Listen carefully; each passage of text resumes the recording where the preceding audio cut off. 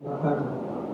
الحمد لله رب العالمين والصلاة والسلام على رسوله الأمين وعلى آله وصحبه أجمعين ومن تبعهم بإحسان إلى يوم الدين. أما بعد، أعوذ بالله من الشيطان الرجيم. بسم الله الرحمن الرحيم. وجعلوا لله مما ذرأ من الحرث والأنعام نصيبا فقالوا هذا لله بزعمهم وهذا لشركائنا فما كان لشركائهم فلا يصل إلى الله وما كان لله فهو يصل إلى شركائهم ساء ما يحكمون. رب اشرح لي صدري ويسر لي أمري واحلل عقدة من لساني يفقهوا قولي. سبحانك لا علم لنا إلا ما علمتنا إنك أنت العليم الحكيم. رب زدني علما. تمام قسم کی تعریف اللہ رب العالمین کے لیے، بعدہ درود و سلام وہ تمام انبیاء کرام پر، خصوصاً اشرف المخلوقات میں سب سے افضل بڑی نوع انسان کے سردار خاتم النبیین محمد عربی صلی اللہ علیہ وسلم پر، جن کو اللہ تبارک و تعالیٰ نے آخری پیغام دے کر اس دنیا کے اندر مبعوث فرمایا، اور جس کی سیرت ہم کئی ہفتوں سے مسلسل پڑھ رہے ہیں۔ اس سے پہلے دروس میں یہ بیان کیا گیا اس کتاب کی اہمیت کیا ہے۔ سب سے پہلے تو سیرت النبی پڑھنے کا، پڑھانے کا، سننے اور سنانے کا فائدہ کیا ہے، خصوصیات کیا ہیں۔ اس کے بعد پھر اس کتاب اور کتاب کے مؤلف کے بارے میں بات آئی، اور پچھلے درس میں یہ بتایا گیا تھا کہ جب اللہ کے نبی صلی اللہ علیہ وسلم اس دنیا میں مبعوث ہوئے تو اس امت کا اور نبی کریم صلی اللہ علیہ وسلم کا ابراہیم علیہ السلام سے اور آپ کے فرزند اسماعیل علیہ السلام سے کیا واسطہ اور کیا تعلق ہے۔ اسی طرح سے عرب میں کون کون سی قومیں پائی جاتی تھی، یہ بھی پچھلے درس میں گزرا ہے۔ اب عرب کے اندر کچھ حکومتیں تھیں اور کچھ سرداریاں پائی جاتی تھیں، ان کے بارے میں مؤلف رحمہ اللہ نے بڑی تفصیل سے بات کی ہے، لیکن ہم اس درس میں مختصر طور پر چند باتوں کی طرف ہم اشارہ کریں کہ جب اسلام سے پہلے، اسلام آیا اس سے قبل عرب کے جو حالات تھے تو وہاں کچھ حکومتیں تھیں اور اسی طرح سے کچھ سرداریاں پائی جاتی تھیں۔ اگر ہم دیکھیں تو اس کو دو حصوں میں تقسیم کیا ہے۔ ایک تاج پوش حکمراں جو پورے طور پر ساری چیزوں کا حقدار نہیں رکھتے تھے، اور دوسری بادشاہت جو کچھ امتیازات کے ساتھ ان سے زیادہ حقدار رکھتی تھی، جیسا کہ یمن کی بادشاہت کی بات کی ہے مؤلف رحمہ اللہ نے۔ اس کے بعد بتایا ہے کہ کس دور میں، کس سن میں کس طرح سے وہاں پر الگ الگ انقلابات آتے گئے اور کون حکمراں بنا، اس کے قبضے میں کون سی سرزمین آئی۔ اس کے بعد ہیرا کی بادشاہی کے تعلق سے اسی طرح کی مؤلف رحمہ اللہ نے تفصیلی گفتگو کی ہے۔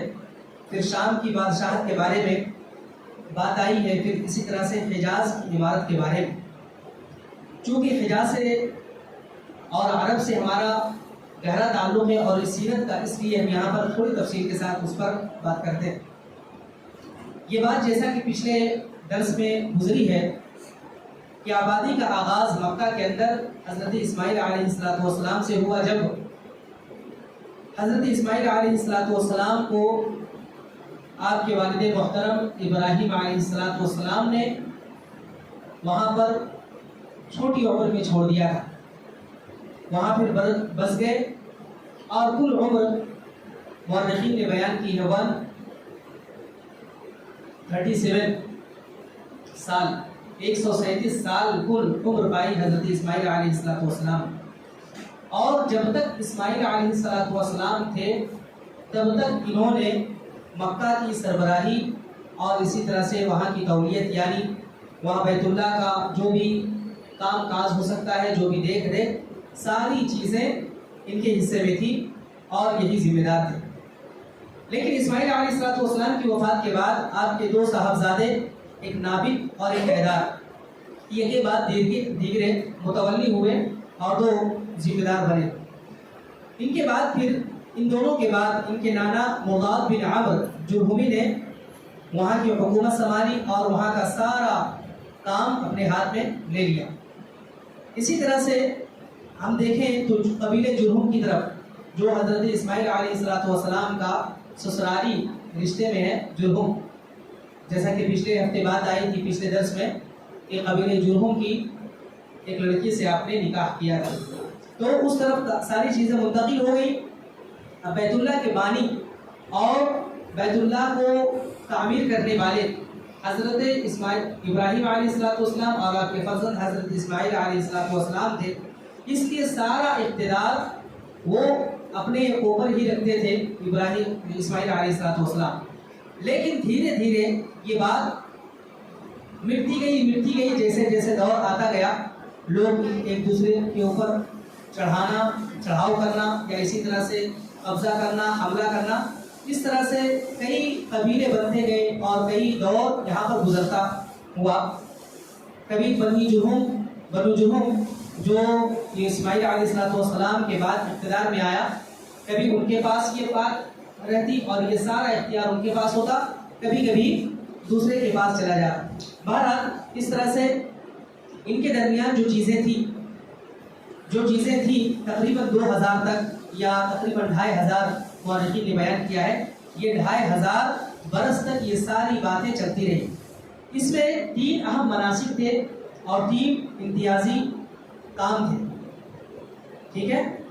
اس کی بات بعد میں بھی آئے گی، اس لیے اس کا تعلق جوڑنے کے لیے میں تینوں چیزوں کو بیان کر رہا ہوں۔ سب سے پہلی بات یہ کہ حاجیوں کو عرفات سے مزدلفہ لے جانا، حاجیوں کو عرفات سے مزدلفہ لے جانا، جیسا کہ ہم جانتے ہیں 8 ہجری میں لوگ مینا کی طرف جاتے ہیں اور مینا سے پھر عرفات اور پھر عرفات سے مزدلفہ، جہاں پر مزدلفہ میں رات گزارنا رہتا، بغیر نماز پڑھ کے وہاں پر مغرب اور عشاء کی نماز پڑھ کے سو جانا ہے، عرفات سے مغرب میں سورج غروب ہونے کے بعد نکلنا۔ تو یہ جو کام ہے یہ بھی بڑا کام ہوتا ہے اور بڑی ذمہ داری کا کام ہوتا ہے، لہٰذا وہاں پر حاجیوں کو عرفات سے مزدلفہ لے جانا اور اسی طرح سے حج کے آخری اس سلسلے کو باقی رکھنا، تمام چیزیں مینا سے روانگی اور اس طرح سے جتنے بھی کام کاج ہیں سب یہ ایک امتیازی منصب ہے، ایک کام۔ دوسرا کام یہ بھی مؤلف رحمہ اللہ نے بیان کیا ہے کہ کن کے حصے میں تھی، کن قبیلے کے حصے میں، مثال کے طور پر بنو تمیم اور بنو سعد کا نام لیا ہے۔ اسی طرح سے 10 ذی الحجہ کو صبح کو مزدلفہ سے مینا کی جانب لے جانا، یہ بھی بنو عدنان کے یا بنو عدوان کے حصے میں یہ چیز تھی۔ تیسری چیز تھی حرام مہینوں کو آگے پیچھے کرنا۔ کسی درس میں گزرا تھا کہ عرب کیا کرتے تھے، مہینوں کو آگے پیچھے کرتے تھے، کبھی محرم کے مہینے کو بعد میں کر لیتے، محرم کے بعد سفر آتا ہے نا، تو کیا کرتے، ذوالحجہ، ذوالقعدہ، ذوالحجہ اور محرم، یہ تینوں مہینے ایک بعد دے دیا حرمت والے مہینے میں، جس میں قتال، آج بھی فجر میں بات آئی تھی، جس میں قتال، قتل و غارت گری، تمام چیزوں کو حرام سمجھتے تھے۔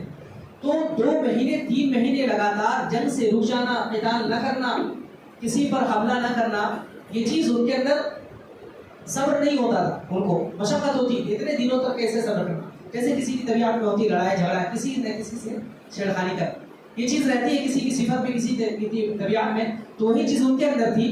تو بہرحال ذوالقعدہ اور ذوالحجہ کے مہینے گزر جانے کے بعد جب ہر حرمت والا مہینہ آتا تو کیا کرتے، حرمت والے کو مہینے کو بعد میں کر دیتے، سفر کے مہینے کو پہلے کر دیتے، کہہ دیتے، اعلان کر دیتے اس سال محرم کا مہینہ بعد میں آئے گا، پہلے سفر کا مہینہ ہم لوگ منا لیتے، ٹھیک ہے۔ تو یہ چیز جو تھی، ایسا نہیں کہ جو چاہے کر دے اعلان، بلکہ بنو تمیم کی، بنو کنانہ کی ایک شاخ ہے، ایک برانچ ہے بنو تمیم، ان کے حصے میں تھی کہ آگے پیچھے کرنا اگر مہینہ ہو تو انہی کے حصے میں تھی۔ 3 چیزیں بات ہوئی، ایک یہ کہ عرفات سے مزدلفہ لانا، اور پھر مزدلفہ کے بعد جو مینا وغیرہ کے جتنے کام کاج ہیں، کنکریاں وغیرہ ماننا، یہ سارے مناسب دوسرا منصب۔ اسی طرح سے حرمت والے مہینوں کو آگے پیچھے کرنا، کبھی آگے کرنا کبھی پیچھے کرنا، یہ تینوں مناسب ان کے اندر۔ اس کے بعد قصے کا تفصیلی ذکر کیا ہے والد رحمہ اللہ نے، قصے اور اس کے بعد پھر قصے کے بعد، چونکہ اللہ کے نبی صلی اللہ علیہ وسلم کے یہ سلسلہ جو ہے نا شیرہ اسی طرح سے چل رہا ہے، اس لیے ایک کے بارے میں تفصیل کی بات کی ہے۔ بہرحال قصے کے بارے میں بات کی ہے کہ بیت اللہ کا سارا اقتدار قصے کے حصے میں آیا۔ اس کے بعد پھر جنگ ہوئی، جنگ کے بعد کوئی اور غالب آیا، پھر اس کے بعد ان کے بیٹوں نے چڑھائی کی، حملہ کیا. بہرحال اس طرح سے واقعات کا سلسلہ چلتا رہا. ایک خلیل نامی ہے، ایک خلیل نام ہے جن کے اوپر اقتدار آیا، جن کے حصے میں اقتدار آیا. اس کے بعد جب ان کا انتقال ہو گیا تو پھر وہی کام کرنے لگے. پھر قصی کے جو خاندان والے تھے انہوں نے ان کو للکارا، انہوں نے پھر چڑھائی کی. اس طرح سے ایک نام ہے، مثال کے طور پر یہاں پر بیان کیا گیا شداخ. ٹھیک ہے، شداخ یہ یعمر کا لقب ہے. یعمر ایک شخص ہے. اصل میں جتنی باتیں ہوئی نا دو قبیلوں کے درمیان، دو خاندانوں کے درمیان یا کئی خاندانوں کے درمیان، جو ابھی بتا رہا تھا تھوڑی دیر پہلے کہ چڑھائی کی، حملہ کیا، کبھی انہوں نے قبضہ کیا، کبھی انہوں نے قبضہ کیا. تو یعمر ایک شخص ہے. تو انہوں نے کیا کیا، ایک فیصلہ کیا کہ اب کوئی خون نہیں بہائے گا. ٹھیک ہے. اور یہ قصی کے اقتدار ہی میں، اور خانہ کعبہ کی جتنی ملکیت ہے، اسی طرح سے مکہ کے اقتدار کا زیادہ حقدار کون ہے؟ قصی ہے. اس نے سارا کام ان کے حصے میں کر دیا. اس نے یعمر، انہی کو مورخین شداخ کے نام سے یاد کرتے ہیں. شداخ کا معنی کیا ہے؟ پاؤں تلے رون دینا تمام چیزوں کو، یعنی جتنی بھی چیزیں نہیں ہیں تمام چیزوں کو پاؤں تلے رون دو، اب صحیح نئی سرے سے زندگی شروع کرو. تو اس طرح سے قصی کے تسلط کا یہ پورا واقعہ ہوا 440 عیسوی تک. یہ نبی کریم صلی اللہ علیہ وسلم کی پیدائش سے ولادت سے تقریباً 130 سال کا عرصہ، 130 سال پہلے کا واقعہ. اس طرح سے پھر مکہ کا بندوبست جو ہے قصی کے ہاتھ میں رہا، اور پھر قریش کے اطراف مکہ سے بلا کر کے پورا شہر ان پر تقسیم کر دیا گیا. قریش کے اطراف میں بلا کر یہ چیزیں یہاں، ان چیزوں کا ذمہ دار یہ ہے، ان چیزوں کا ذمہ دار یہ ہے، وہ بانٹ دیا گیا، پوری تقسیمات کر دی. کیونکہ ایسا تو نہیں وہ سارے عہدے ایک ہی کو دے دیے جائیں اور کہا جائے کہ لڑائی ختم ہو گئی، ایسا نہیں ہوتا. عہدے بانٹ دیے گئے، مناصب کو بانٹ دیا گیا. کن حصوں میں بانٹا گیا ہے؟ جیسے 5 حصوں میں یہاں پر لکھا گیا ہے. مثال کے طور پر ایک دارالندوہ کی صدارت. دارالندوہ ہم جانتے ہیں جہاں بڑے بڑے معاملات پیش ہوتے تھے، مشورہ ہوتا تھا، اور اسی طرح سے اپنی لڑکیوں کی شادیاں وغیرہ لوگ کرتے تھے. اور یہی دارالندوہ جب اللہ کے نبی صلی اللہ علیہ وسلم ہجرت کر کے بعد میں بات آئے گی، ہجرت کر کے مدینہ جا رہے تھے، تو اس سے پہلے دارالندوہ میں لوگوں نے میٹنگ بلائی تھی، اور باقاعدہ وہاں پر اللہ کے نبی صلی اللہ علیہ وسلم کے نعوذ باللہ قتل کرنے کا منصوبہ تیار ہوا تھا. ٹھیک ہے، یہی دارالندوہ. تو اس کی ایک صدارت ہو گئی. اسی طرح سے دوسری چیز تھی لوا. لوا کے معنی جھنڈا ہوتا ہے، یعنی جنگ کا، جہاں بھی جنگ ہوگی، جہاں بھی لڑائی ہوگی، وہاں پر کا پرچم ایک ہوتا ہے نا، علم بردار. علم کے معنی جھنڈا، تو جھنڈا پکڑنے والا ہوگا. تیسری چیز خانہ کعبہ کی پاسبانی. خانہ کعبہ کی جو تولیت ہوگی، خانہ کعبہ کا دروازہ کون کھولے گا، کیا ہوگا، اس کی ذمہ داری رہے گی، چابی کس کے ہاتھ میں رہے گی، یہ تیسرے. اسی طرح سے سقایا یعنی پانی پلانا. یہ بھی ایک اہل عرب، اس کی بات بھی بعد میں تفصیل سے آئے گی. پانی پلانے کو شرف کا باعث سمجھتے تھے لوگ، عزت سمجھتے تھے، اپنی تقریب سمجھتے تھے. تو اس کو بھی ایک حصے میں تقسیم کر دیا گیا کہ حجاج جو بھی مکہ آئیں گے تو ان کو پانی پلانا. اسی طرح سے رفادہ، پانی پلانے کے علاوہ جو ضیافت کی چیزیں ہیں، میزبانی کی چیزیں ہیں، ان کے لیے تیار کرنا. انہوں نے ایک رقم مقرر کی تھی کہ ہر سال کچھ لوگ، یعنی جتنے لوگ ہیں وہ لوگ رقم مقرر کریں گے، اور پھر وہاں پر دیکھیں جیسے بیت المال وغیرہ کا ہوتا ہے، وہاں پر بھی رقم مقرر کی جاتی تھی. اور پھر حج کے موسم میں جو لوگ آتے تھے ان کے لیے کھانا تیار کیا جاتا تھا اور باقاعدہ سمے تقسیم ہوتا تھا. اسی طرح سے زادیرہ جو دور سے آئے ہیں ان کے لیے توشہ رکھنا، توشہ دینا، یعنی سامان سفر، ان تمام چیزوں کی یہ ہوتی تھی. اس کے بعد دیکھیے یہ دھیرے دھیرے آتے آتے عبدالدار کی اولاد میں جھگڑا ہوا. یہ بعد میں آتے آتے چلتا رہا یہاں تک کہ عبدالدار ایک ہے، اور اسی طرح سے ایک ہے بنو عبد مناف. یہ دو چیزیں ہیں. بعد میں آ کر کے عبدالدار کی اولاد میں جھگڑا ہوا. اس کے نتیجے میں قریش کے 2 گروہ بڑھ گئے اور دونوں میں جنگ ہو جاتی تھی بار بار. تو انہوں نے پھر صلح کی، اور اسی طرح سے صلح کرنے کے بعد پھر بعد میں صلح ہوئی. تو اس طرح سے 2 چیزوں میں تقسیم، ان مناسب کو 2 میں تقسیم کر دیا گیا. ایک سقایت یعنی پانی پلانا، اور اسی طرح سے حاجیوں کی میزبانی کرنا. یہ بنو عبد مناف جو اللہ کے نبی صلی اللہ علیہ وسلم سے قریب قبیلہ ہے، خاندان ہے جو شجرے میں آتا ہے، تو بنو عبد مناف کے حصے میں آیا. اسی طرح سے हाशिम बिन अब्द मनाफ के इस हिस्से को कुछ मनासिब थे, जब बनु अब्द मनाफ ने अपने इस हासिल शुदा मनासिब के लिए पूरा डाला। इसने बनु अब्द मनाफ ने जब कुरान अंदाजी की तो हाशिम बिन अब्द मनाफ का नाम निकला। लिहाजा हाशिम ही ने अपनी जिंदगी भर ये दोनों काम किए, क्या, पानी पिलाना और इसी तरह से हाजियों का सारा बंदोबस्त करना। फिर हाशिम का इंतकाल होगा, बनु अब्द मनाफ में गया, बनु अब्द मनाफ के बाद किसमें गया, हाशिम में गया।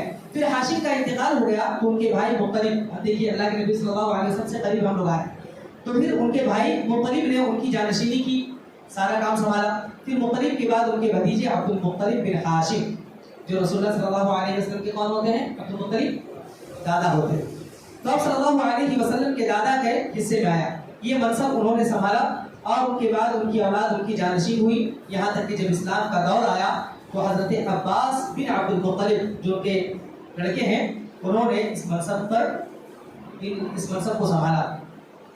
उसके अलावा कुछ और मनासिब भी थे, उस वक्त कुछ और मनासिब भी हुए थे जिनको कुरैश ने बाहम तकसीम कर लिया था। ये तो लड़ाई हुई थी जो 5 तकसीमात हुई थी, फिर उसके बाद 2 तकसीम हुई, फिर उसके बाद लड़ाई झगड़े का मामला आया, फिर इस तरह से आपस में उन्होंने तकसीम कर लिया कुरैश ने, क्योंकि कुरैश के हाथ में बागडोर सबका आ गया सारे इंतजाम, तो चंद हिस्सों में तकसीम कर लिया। कैसे किया था देखिए, मिसाल के तौर पर ऐसार, इसको एक 7 चीजें बयान की। ऐसार यानी फालगिरी करना, किस्मत दरियाफ्त करना कि मेरी किस्मत में क्या है। इसी तरह से वो लोग क्या करते थे, इब्राहिम अलैहिस्सलाम या जब अल्लाह के रसूल सल्लल्लाहु अलैहि वसल्लम ने मक्का फतह किया था तो उस वक्त भी इब्राहिम अलैहिस्सलाम के बुत के सामने लोगों ने क्या रखा था, तीर रखे हुए, है ना। तो ये चीज़ किसके हिस्से में थी, ये बनु जुर्म को हासिल था कि कौन तीर निकालेगा, कौन कैसे फालगिरी करेगा, कौन किस्मत आजमाएगा। इसी तरह से हम देखते हैं, आगे बात आएगी तफसील से, सारी बातें इंशाल्लाह तफसील से आएगी कि हज़रत अल्लाह के नबी सल्लल्लाहु अलैहि वसल्लम के वालिद मुहतरम अब्दुल्ला को जब नाम अब्दुल्ला बल्कि उनके दादा अब्दुल मुत्तलिब ने जब ये बात की थी और ये नजर मानी थी कि अगर मुझे 10 बेटे हुए तो एक को मैं कुर्बान करूँगा, तो उस वक्त भी नाम आया अब्दुल्ला का, वहीं से तीर निकाला। फिर उसके बाद तीर निकाला जाता बार बार, जैसा कि हम लोगों ने देखा 10 बार निकाला गया, 10 फुट करके, ठीक है, बाद में आएगी। बहरहाल ये बात आई थी, तो उसी तीर का एक बाकायदा इंतजामिया उसकी बागडोर कौन संभालते थे, बनु जुर्म, ठीक है। दूसरी चीज़ थी मालियात का निज़ाम, यानी बुतों के लिए जो तकर्रुब हासिल करने के लिए जो नजराने पेश किए जाते हैं, जो कुर्बानियाँ पेश की जाती हैं, सारा इंतजाम कौन करेगा, बनु साहब। ये दूसरा। तीसरा है कि शूरा यानी मशवरा जो होगा, किसी के पास कुछ हो गया, किसी के पास लड़ाई झगड़ा ज़मीन जायदाद या किसी 2 कबीलों के दरमियान, चंद लोगों के दरमियान जब हो गया तो शूरा, मशवरा कौन तलब करेगा, बनु असद। इसी तरह से एक चीज़ थी इशनाक यानी दियत, अगर किसी ने किसी का कत्ल किया है तो दियत होती थी। इसी तरह से चंद जराइम पर जुर्माने होते थे, तो इस मनसब पर बनु तैम फाइज थे, बनु तैम ये सारा इंतजाम करते थे, इंतजाम। 5वीं चीज़ थी हुकाब या आकाब यानी कौमी परचम की अलमबरदारी, जो अभी भी गुजरा था, बनु उमैया इसके हकदार थे।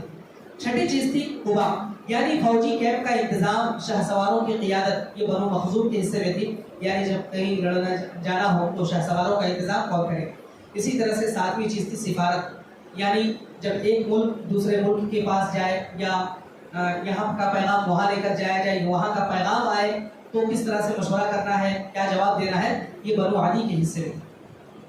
इस तरह से बकिया अरब की सरदारों के बारे में भी, सरदारियों के बारे में भी मौलवी रहमतुल्लाह ने गुफ्तगू की है, लेकिन कुछ हमारे मौजू से दूर की बातें हैं, इसलिए हम उनको छोड़ते हैं। इसी तरह से कुछ सियासी हालात पर तबसरा किया है, सियासी हालात किस तरह थी वहाँ पर जज़ीरतुल अरब में, जहाँ अल्लाह के नबी सल्लल्लाहु अलैहि वसल्लम की बिअसत हुई। तो इसके बारे में फरमाते हैं कि जज़ीरतुल अरब की हुकूमतों और हुक्मरानों का अभी जिक्र हुआ है चंद, तो अब उनकी सियासी हालात जो थे वो किस कदर थे देखिए। वो तीनों सरहदी इलाके जो गैर ममालिक के पड़ोस में पड़ते थे, उनकी सियासी हालात बहुत ही परेशान हुई थी, इज़्तिराब की हालत में थी और इंतहाई ज़वाल व इन्हितार का शिकार थी। यानी इंसान, मालिक, गुलाम या हाकिम और महकूम, ये दोनों तबकों में बटे हुए थे। यानी इंसान क्या था, मालिक था या गुलाम था, या तो हाकिम था या महकूम, जिसकी बातें बाद में भी आएगी। इसी तरह से رعایا جو ہوتی تھی جو محکوم ہوتی تھی غلام، در حقیقت وہ ایک کھیتی کی طرح تھی. جیسے کوئی کھیتی کرنے والا مالک وہ کیا کرتا ہے، جیسا چاہتا ہے ویسا جوتتا ہے، جو چاہتا ہے وہاں پر بوتا ہے، جیسی چاہتا ہے کٹائی کرتا ہے، جب چاہتا ہے کٹائی کرتا ہے. تو اسی طرح سے گویا کہ مالک کا معاملہ نوکر کے ساتھ، غلاموں کے ساتھ ویسا ہی تھا، اور حاکم کا محکوم کے ساتھ ایسا ہی تھا. اور ان تمام چیزوں کے باوجود غلام یا محکوم کوئی بھی شکایت نہیں کر سکتا تھا، بلکہ شکایت کے بارے میں سوچ بھی نہیں سکتا تھا. جیسا کہ بنو اسرائیل فرعون کے ماتحت تھے، اور مورخین نے لکھا ہے یا پرانی کتابوں سے معلوم ہوتا ہے کہ ان کے ساتھ کیسا سلوک کرتے تھے، رویہ کیسا ہوتا تھا، کتوں کی طرح، گدھوں کی طرح، چوپایوں کی طرح، جیسے چاہتے ویسا کھلاتے. بلکہ ان کے جانور جو بنو اسرائیل کے جانور تھے وہ ان خوراک سے زیادہ اچھی خوراک ان کی ہوتی تھی جو بنو اسرائیل کو فرعون اور فرعونی دیا کرتے تھے. تو اس طرح سے یہاں پر بھی معاملہ تھا، اور وہ اس ظلم، استبداد، اس جبر اور زیادتی کے نیچے دبے ہوئے تھے، اور اپنی انا کو انہوں نے کچل دیا تھا. جو غیرت ہوتی ہے، غیرت ان کی مر گئی تھی. اور اسی طرح سے جھگڑے ہوا کرتے تھے، فسادات ہوا کرتے تھے، تو حاکم ہی کے بس میں ہوتا تھا، جو بھی کر سکتے تھے کرتے تھے. کبھی اگر کسی نے اگر کسی کو مار دیا ہے تو کیا کرتے تھے، غلام کا پورا قبیلہ برباد کر دیتے، تہس نہس کر دیتے. اسی طرح سے کچھ بات انہوں نے کی ہے، جیسے حجاز کی جو حکومت تھی ان کو قدر و احترام سے دیکھا جاتا تھا. کیوں دیکھا جاتا تھا؟ کیونکہ دین کا وہ مرکز مانا جاتا تھا، اور دین کا پاسبان ان کو مانا جاتا تھا. تصور کیا جاتا تھا کہ یہ ساری چیزیں، انتظامات کون کرتے ہیں؟ عرب کرتے ہیں وہاں کا. یہ حکومت در حقیقت ایک طرح کی دنیاوی قیادت بھی کرتی تھی، اور اسی طرح سے دینی قیادت کا بھی انہوں نے بیڑا اٹھا رکھا تھا. اسی طرح سے بالادستی کس کو حاصل تھی، یعنی کچھ بھی کرنا، ظلم کرنا، یا کسی کو کوئی حکم دینا، یہ سارے انتظامات انہی کے حصے میں تھی. اسی طرح سے زائرین بیت اللہ کی ضروریات کا انتظام، ایک طرف تو یہ کام کرتے تھے، لیکن دوسری طرف جتنے بھی زائرین ہوتے تھے، حاجی ہوتے تھے، جو معتمرین ہوتے تھے عمرہ کرنے اور حج کرنے، سارا انتظامات یہی کرتے تھے. اسی وجہ سے ان کا بول بالا بھی تھا، اور ان کو لوگ عزت کی نگاہ سے دیکھتے تھے. اب دیکھیے اس وقت یہ تو سیاسی حالات وغیرہ ہو گئے. اب دین کا کیا معاملہ تھا، ادیان و مذاہب کون کون سے پائے جاتے تھے، تو اس کو بھی مؤلف رحمہ اللہ نے کچھ چیزیں بیان کی. دیکھیے عرب حضرت اسماعیل علیہ السلام کی دعوت و تبلیغ کے نتیجے میں دین ابراہیمی پر پورا عرب تھا. ٹھیک ہے، ابراہیمی شریعت جو تھی، ان کے شاعر جتنے بھی جو امتیازات ہوتے ہیں، جو خصوصیات ہو سکتی ہیں، جو خوبیاں ہو سکتی تھی، تمام خوبیاں ان کے اندر پائی جاتی تھی. یہاں تک کہ بنو خزاعہ کا سردار عمرو بن لحی، یہ نام یاد رکھیے گا، عمرو بن لحی، اس کا ظہور ہوتا ہے، یہ ظاہر ہوتا ہے، اور یہ ملک شام کا سفر کرتا ہے. اصل میں اس کو کچھ چیزوں سے دلچسپی تھی، دین و امور سے بھی دلچسپی تھی، بڑا نیکوکار سمجھا جاتا تھا، اور اسی طرح سے بڑے اولیاء میں سمجھا جاتا تھا. لوگ اس کو قدر کی نگاہ سے دیکھتے تھے. تو اس نے ایک مرتبہ شام کا سفر کیا، اور شام میں دیکھا کہ وہاں پر بدھ کی پوجا ہوتی ہے، بدھ کو لوگ پوجتے ہیں. تو اس نے سمجھا کہ ہو سکتا ہے یہ بہتر ہو اور یہی حق ہو، کیونکہ ملک شام کن لوگوں کا ملک ہے؟ پیغمبروں کا ہے نا، پیغمبروں کی سرزمین مانی جاتی ہے ملک شام، فلسطین. تو اس نے سمجھا جب یہاں پر یہ کام ہو رہا ہے تو اس میں بہتری ہے، اسی میں خیر اور اسی میں بھلائی ہے. تو اس نے کیا کیا، اپنے ساتھ ایک ہبل بت بھی لے آیا. ایک نام کیا ہے، ہبل، یہ بار بار آئے گا بعد میں. ہبل ایک بت لے آیا اور اسے خانہ کعبہ کے اندر نصب کر دیا. ٹھیک ہے، خانہ کعبہ. یہاں تک اب تک جو بات آئی ہے، اب تک عرب میں بت کی پوجا نہیں ہوتی تھی، صنم پرستی نہیں تھی. اب یہ عمرو بن لحی نے کیا کیا، شام سے ایک بت لایا. اس نام کا بت ہبل. یہ 4-5 نام ہے، ابھی آئیں گے، ہبل، لات، عزا، منات، یہ بار بار آئیں گے. وہ ہبل کہاں سے لایا تھا؟ وہ شام سے لایا تھا، اور سب سے پہلے خانہ کعبہ کے اندر اس نے نصب کر دیا، رکھ دیا. اور پھر اہل مکہ کو دعوت دی کہ اس کی پوجا کرو.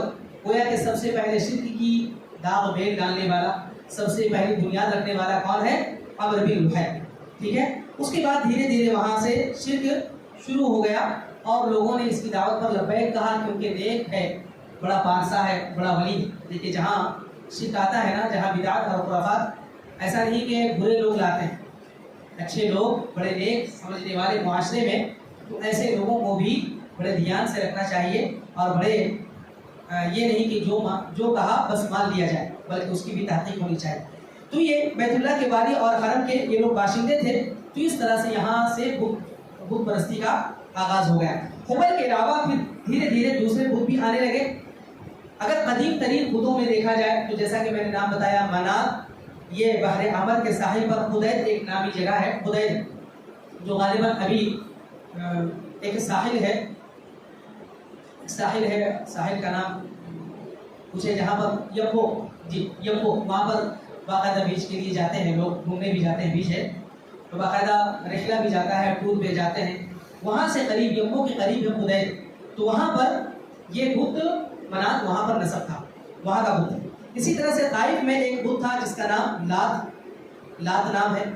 اسی طرح سے وادی نخلا میں ایک بت تھا جس کا نام عزا ہے۔ تو یہ تینوں عرب کے سب سے بڑے بت تھے، کون کون؟ منات، لات اور عزا، اور ہبل تو وہاں پر خانہ کعبہ کے اندر۔ تو یہ تین بڑے بت تھے جو الگ الگ علاقوں میں، جیسے یمبو یا دور کے علاقے میں مثال کے طور پر منات پوجنے والے ہیں، اسی طرح سے طائف کے لوگ کس کو پوجیں گے؟ لات کو پوجیں گے، اسی طرح سے وادی نخلا کے جو قریب ہیں وہ عزا کو پوجیں گے۔ تو تینوں نے الگ الگ بانٹ لیا تھا۔ اسی طرح سے جیسے آپ زیارت کرتے ہیں نا، کسی خاص جگہ کی زیارت کرتے ہیں تو لوگ اسی طرح سے وہاں جا رہے ہیں، فلاں کے پاس بھی سر جھکاتے ہوئے آنا، فلاں سے بھی نظر مانتے ہوئے آنا، اس طرح کی بات ہو رہی تھی، اس طرح کی چیزیں چلتی تھی، اور اس طرح سے شرک کی کثرت بھی اور دھیرے دھیرے بتوں کی بھرمار بھی ہونے لگی۔ ایک عمرو بن لوہی کے ایک تابع تھا، کہا جاتا ہے یہ جن ایک تابع تھا، اس نے قوم نوح کے بت یعنی ود، سواع، یغوث، یعوق اور نصر جدہ میں مدفون، یہ کیا کہا؟ عمرو بن لوہی کا ایک جن تھا جس نے کہا کہ ایسی بات ہے کہ ود، سواع، یغوث، یعوق، نصر جو سورہ نوح میں بیان کیا اللہ رب العالمین نے، تو یہ پانچ بت کیا ہے؟ وہاں پر جدہ میں مدفون ہے۔ تو جب بتایا اس نے جن آ کر کے، کس کو بتایا؟ لوہی کو، عمرو بن لوہی کو، تو اس نے وہاں پر جا کر کے اس نے کھدائی شروع کی اور ان بتوں کو کھود نکالا، اور پھر انہیں لا کر تہامہ لایا، اور جب حج کا زمانہ آیا تو انہیں مختلف قبائل کے حوالے کر دیا۔ یہ پانچوں بت کو کیا کیا اس نے؟ پہلے سے 3 بت اور ایک بت جو خانہ کعبہ میں 4 بت ہو گئے۔ اسی طرح سے یہ 5 بت جو نوح علیہ السلام سورہ نوح میں ذکر ہے جن کا، تو ان تمام بتوں کو کیا کیا اس نے؟ کہا کہ میرے جن نے بتلایا ہے کہ فلاں جگہ یہ بت مدفون ہے، کسی نے گاڑ دیا ہے، اندر کھود کر کے ڈال دیا ہے، تو اس نے جا کر کے وہاں سے نکالا اور باقاعدہ قبیلوں کے حوالے کر دیا۔ یعوق، نصر، یغوث اور اسی طرح سے ود، سواع، یہ پانچوں بت قبائل کے حوالے جب کر دیا تو انہوں نے اپنے علاقوں میں لے جا کر کے اس کو پوجنا شروع کر دیا۔ پھر دھیرے دھیرے چھوٹا بت، بڑا بت، اس سے چھوٹا، اس سے بڑا، اس طرح سے بھرمار، یہاں تک کہ مسجد حرام کو بھی بتوں سے بھر دیا گیا۔ اور جب مکہ فتح ہوا تو کتنے بت تھے؟ 360۔ دیکھیے عمرو بن لوہی نے ایک بت صرف ہبل کا اضافہ کیا، ہبل لایا تھا شام سے، پھر اس کے بعد دھیرے دھیرے 3 بت اور آ گئے، پھر جن نے بتایا تو 5 بت آ گئے، اس طرح سے چھوٹے بت بڑے بت کر کے دھیرے دھیرے 360 صرف وہاں بت تھے، اس کے علاوہ اور بہت سارے بت تھے، یہاں تک کہ کچھ باتیں ہیں۔ بہرحال جب بت کی بات آئی تو اس کے بعد میں ان باتوں کو ذکر کروں گا، صرف فی الحال بت کے بارے میں یہ ان کے یہاں تھا کہ چھوٹے بت بڑے بت تھے، بہت سارے بت تھے، ہاں، یہاں تک کہ لوگ ایک قبیلے کا الگ الگ بت، پھر ایک ایریا کا الگ الگ بت، اسی طرح سے ایک خاندان کا الگ بت، ایک فیملی کا الگ بت، اس کے بعد بعض لوگ تو بڑے بڑے جو ہوتے تھے وہ الگ الگ، آج بھی جیسے ہے نا ایک فرد کے لیے ایک بت، یہاں تک کہ جہالت کی دیکھیے انتہا تھی، جب وہ لوگ بت کو پوجتے تھے تو اپنے ساتھ بھی لے جایا کرتے تھے سفر میں، چھوٹا بت رکھ لیا جیب میں، بیگ میں رکھ لیا، لے لیا۔ اب سفر میں کیا ہوا، اور بت جو ہوتے تھے وہ پتھر اینٹ کے بنے ہوتے تھے، اسی طرح سے اب سفر میں جب جا رہے ہیں تو دیکھا یہ بت پوجنے کی کوشش کی، اس سے بہتر تو یہ پتھر دکھ رہا ہے، تو کیا کرتے تھے، اس بت کو پھینک دیا اور اس دوسرے پتھر کو اٹھا لیا، ٹھیک ہے، اٹھانے کے بعد اس کی پوجا شروع، پھر تھوڑے اور آگے بڑھے اور سفر طے کیا، پھر وہاں اور اچھا پتھر ملا اس کو لے لیا. اس طرح سے ہوتا.